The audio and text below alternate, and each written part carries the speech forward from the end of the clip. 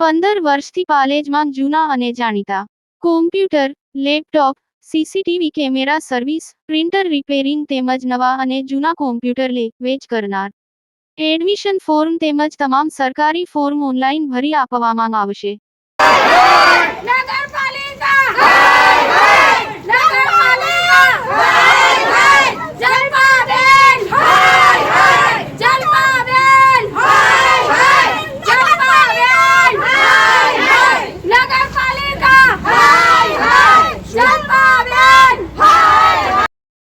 Amod ward number 2 ની મહિલાઓ પાણી મુદ્દે રણચંડી બની.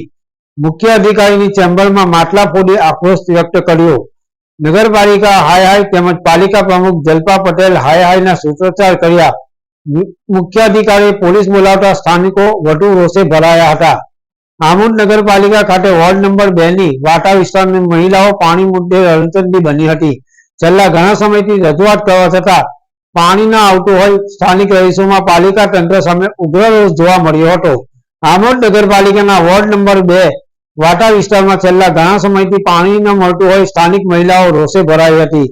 જેથી બપોરના સમયે વોર્ડ નંબર 2 ની મહિલાઓ પાલિકા કચેરીએ માટલા લઈને આવી હતી અને મહિલાઓએ નગરપાલિકા હાય હાય તેમજ પાલિકા પ્રમુખ હાય હાય બોલાવી રોષ વ્યક્ત કર્યો હતો.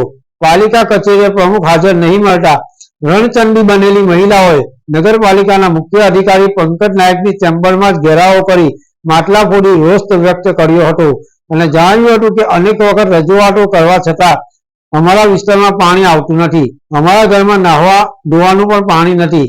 મહિલાઓ સાથે વિસ્તારના પુરુષોએ પણ મુખ્ય અધિકારીને ઉગ્ર રજૂઆત કરવા મુખ્ય અધિકારીએ પોલીસ બોલાવતા સ્થાનિક રહીશો વધુ ગુસ્સે ભરાયા હતા. પોલીસે બધાને ચેમ્બરની બહાર નીકળવાની સૂચના આપતા જ મહિલાઓ એકજૂટ બની મુખ્ય અધિકારીની ચેમ્બરમાં જ બેસી ગઈ હતી. યાકુબ પટેલ, ભરૂચ. છેલ્લા ઘણા સમયથી અમારા વિસ્તારમાં પાણીની બહુ તકલીફ છે. વારંવાર 6 થી 8 વખત રજૂઆત કરવામાં આવી છે પણ એક પ્રશ્નનો કોઈ નિકાલ આવ્યો નથી. આ પાણીની સમસ્યાથી આજે અમે અહીંયા માટલા ફોડ કાર્યક્રમ રાખવામાં આવેલો તો પણ કોઈ પ્રમુખનો પણ કશો અમને સંતોષાય એવો જવાબ જ નથી મળ્યો આજે અમને. અને હજુ પણ પ્રમુખ પણ હાજરી પણ નથી આપી એમને.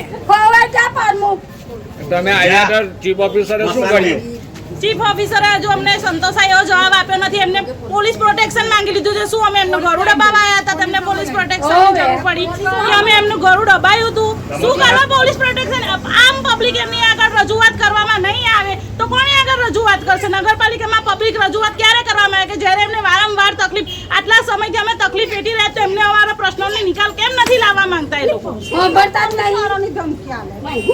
નહીં આવીએ તો પોલીસ બોલાવી લે તો પોલીસ થી અમે કઈ જઈશું.